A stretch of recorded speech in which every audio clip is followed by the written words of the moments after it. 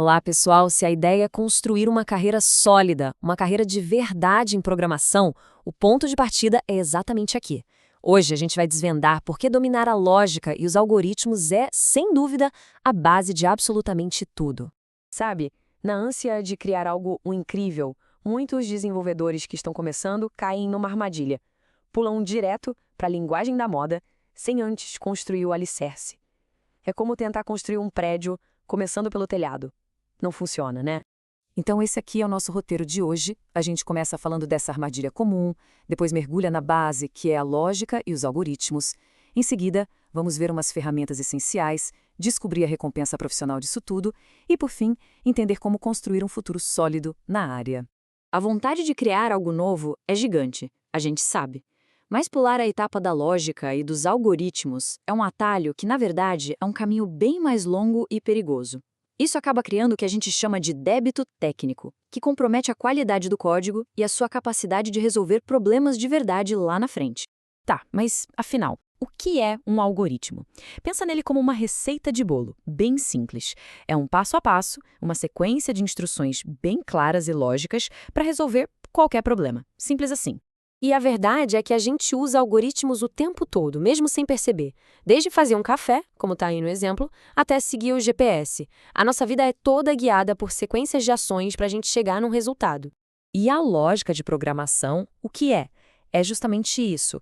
É a habilidade de organizar essa receita, garantindo que cada passo faça sentido e que a sequência leve a gente para o resultado que a gente quer, sem erro no caminho. Mas por que essa base é tão, mas tão crucial? Porque, olha, é como a raiz de uma árvore. Ela sustenta todo o resto. Dominar a lógica não é sobre decorar sintaxe de uma linguagem. É sobre aprender a pensar de forma estruturada para resolver qualquer desafio que aparecer.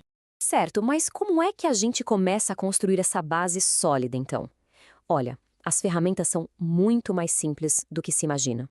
É isso mesmo. Aliás, você nem precisa de uma linguagem de programação ou uma IDE para aprender algoritmo e lógica de programação. Basta um papel e uma caneta. Antes mesmo de tocar em qualquer linha de código, a ferramenta mais poderosa para treinar o cérebro a pensar de forma lógica é essa: desenhar, rabiscar, planejar suas ideias. Isso é o que a gente chama de poder do pseudocódigo.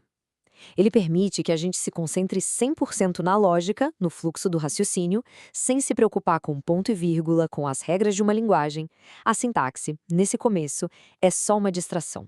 Mas claro, se você precisa de algo mais visual, que te faça sentir que está lidando com uma ferramenta de desenvolvimento de verdade, existe um próximo passo que é perfeito para isso. É aí que entra o Portugal. Ele é uma pseudolinguagem que usa o português de forma estruturada para construir algoritmos. Ele funciona como uma ponte perfeita entre a lógica pura, lá no papel, e o código numa linguagem de programação de verdade. Ok, já entendemos a base. Mas como é que essa fundação se transforma numa habilidade profissional, algo valioso no mercado? Vamos ver isso na prática. Para entender o valor dessa base, vamos comparar dois tipos de teste de software. O teste de caixa preta só olha se o resultado final está certo. É como testar uma calculadora. Você digita 5 mais 5 e vê se aparece 10. Simples assim. E essa pergunta é a chave de tudo. Olhar só para o resultado final não garante nada. Não garante que o processo por trás dele seja eficiente, seja seguro ou que não tenha erros escondidos ali. É exatamente aqui que entra o teste de caixa branca.